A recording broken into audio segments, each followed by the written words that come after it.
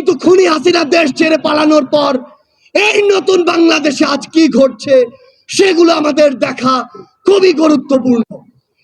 থানায় থানায় বিভিন্ন ভাবে আমার যারা শহীদ ভাই, শহীদ পরিবার, আহত যোদ্ধা, তাদেরকে নিয়ে মামলাগুলো নিয়ে পলিটিক্যাল নেগোসিয়েশন হচ্ছে।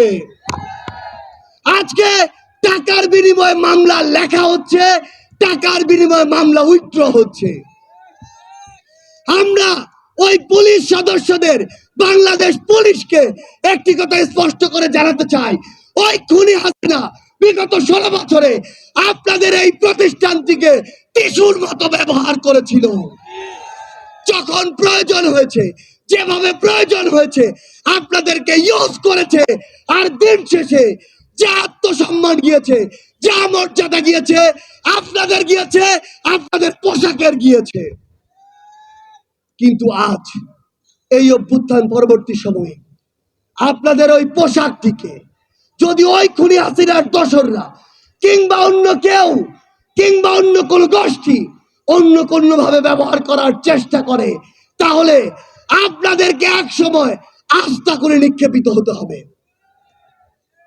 বাংলাদেশ সেনাবাহিনী 2009 সালে তাদের যে ইমেজ, সেই ইমেজটি হারিয়েছে।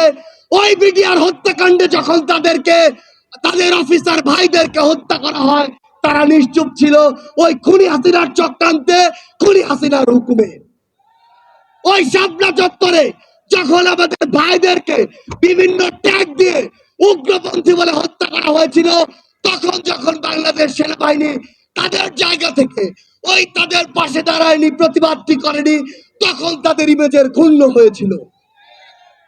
2024 সালে ওই কারফিউ দিয়ে খুনি হাসিনা যখন মসনদে টিকে থাকতে চেয়েছিল, তখন সেনাবাহিনী রাজপথে নেমে তাদের ইমেজের ক্ষুণ্ণ করেছিল। কিন্তু এই 24-এর অভ্যুত্থানে 5ই আগস্টে ওই খুনি হাসিনার হুকুমে এদেশের গণমানুষের উপরে গুলি না চালিয়ে, বুক ঝাঁঝরা না করে জনগণের পাশে দাঁড়ানোর জন্য সেনাবাহিনী তার পুরো আত্মসম্মান আবারও ফিরে পেয়েছে। কিন্তু আজ আমরা বাংলাদেশ সেনাবাহিনীকে শ্রদ্ধার জায়গায় রেখে একটি কথা স্পষ্ট করে বলতে চাই, ওই খুনি হাসিনা কিংবা তার দোসর কিংবা ভারতের কোন দালাল কিংবা কোন এজেন্ট যদি আপনাদেরকে ব্যবহার করে বাংলাদেশের মানুষের কাছে আসার, বাংলাদেশের মানুষকে আপনাদের মুখোমুখি করার বিন্দুমাত্র চেষ্টা করে, আমরা আপনাদেরকে আমাদের জায়গা থেকে বলে দিতে চাই, আহ্বান করতে চাই, এই চেষ্টা যেন সকলেই আমরা একসাথে প্রতিরোধ করি। আপনারা যেন আপনাদের জায়গা থেকে এমন কোন চেষ্টা বাংলার মাটিতে সফল হতে না দেন।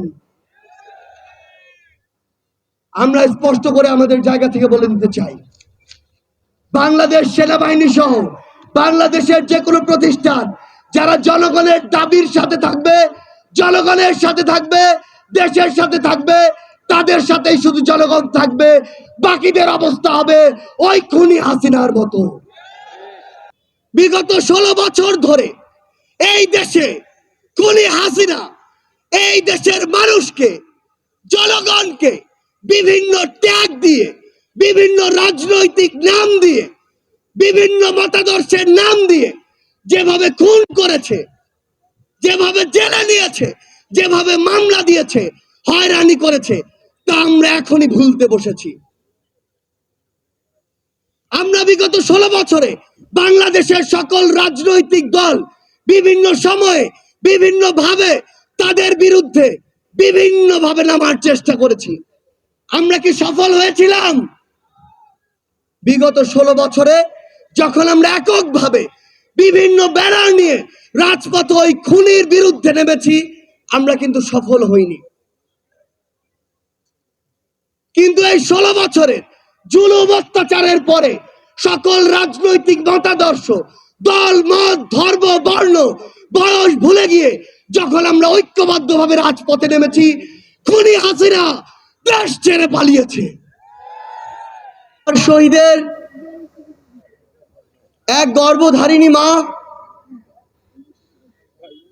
আজকে আমাদের সামনে চোখের পানি ফেলতে ফেলতে নিজের ছেলের কবরের সন্ধান চায়। সেদিন চট্টগ্রামে গিয়েছি, 1 বছরের ছোট্ট ইয়ানা আমাকে জিজ্ঞাসা করে তার ভাই কোথায়। আরেক শহীদের মা আমাকে জিজ্ঞাসা করে তার ছেলেকে একটা বুলেট বুকে বিদ্ধ করলেই তো তার জীবন চলে যেত, কেন 9টা বুলেট খুনি হাসিনার হুকুমে তার বুকে মারা হয়েছে। আরেক মা আমাকে এক শহীদ ভাইয়ের নিথর দেহ দেখায়, স্ট্রেচারে পড়ে আছে, সেই দেহর পাশে তার শরীরের, তার মাথার মগজটা আলাদা করে পড়ে আছে। আরেক শহীদ বাবা আমাকে তার সন্তানের নিথর দেহ দেখায়, যেই দেহ খুনি হাসিনার হুকুমে খুন করে 2 পুলিশ সদস্য এপিসির উপর থেকে নিজে ছুঁড়ে মারছে। আমার ভাই খোকন এখানে বক্তব্য দিয়ে গিয়েছে, যেই খোকন ভাইয়ের মুখে ওই খুনি হাসিনার হুকুমে বুলেট দিয়ে তার মুখ ঝাঁঝরা করা হয়েছে। আমার টাঙ্গাইলের 18 বছর বয়সের ভাই হিমেল, যার মুখে ওই খুনি হাসিনার হুকুমে পুলিশের কিছু সদস্য 350 ছড়া বুলেট মেরেছে। হাজারো এমন চিত্রের মধ্যে এগুলো হচ্ছে কয়েকটি চিত্র।